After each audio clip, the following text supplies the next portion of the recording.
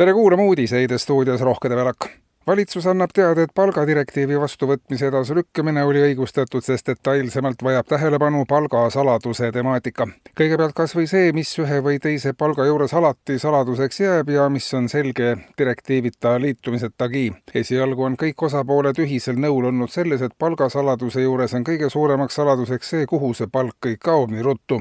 Kusjuures ei ole vahet, kui suur palk on, otsa saab ta enne seda, kui võiks otsa saada pea 100% juhtudest. Palgadirektiiviga kaoks palga juurest peamine saladus ja ei ole välistatud, et inimkond ei oleks lihtsalt mentaalselt valmis, et see saladusloor langeks, märgitakse palgasaajatele läkitatud avalikus pöördumises.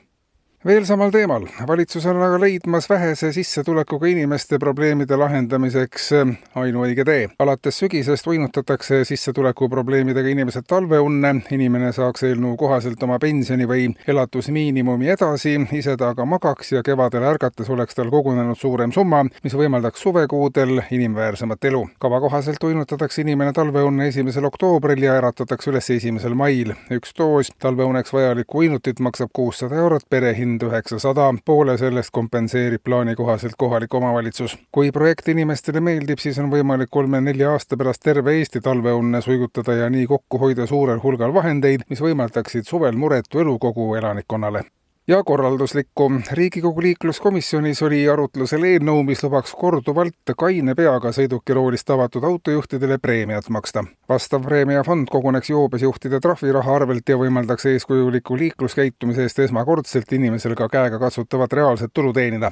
Esimesel korral kainena tabatud autojuhi puhul piirdutakse ergutamise ja kiitmisega. Kui juht tabatakse sama kalendrikuu jooksul aga juba teist korda kainena roolist, siis on preemia juba 150 eurot. Kolmas järjestikune kainena juhtimine aga toob sisse juba 1200 eurot. Kartusel, nagu saaks preemiafondist kiiresti raha otsa, alust ei ole, sest kainena roolist tabatud juhtide arv näitab liikluspolitsei hinnangute kohaselt järjest kahanemise märke.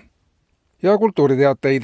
Seoses toreda tavaga, mille kohaselt valitakse igal aastal maakondades ja valdades välja sädeinimesed, ehk siis inimesed, kes hoiavad üleval oma vabatahtliku tegevusega maaelu, on Vabariigi Valitsus kehtestanud veel uusi ametlikke statuute ja inimene, kes kord on saanud sädeinimese aumärgi, saab endale ka terve rea valitsuse poolseid ülesandeid maaelu ja kultuurielu arendamise osas ja nende rahuldava täitmise ees premeeritakse teda tulevikus juba leekinimese aumärgiga ja uute kohustustega. Elu lõpupoole saaks teda aga autasustada juba süsiinimese austava tiitliga. Karjäär sädeinimesest süsiinimeseni on erineval inimesel ka erineva pikkusega ja sõltub leekinimese staadiumi intensiivsusest. Suurem osa sädeinimesi saavutab süsiinimese staadiumi juba 40. eluaastaks. Mõned jätavad leekinimese perioodi isegi vahele.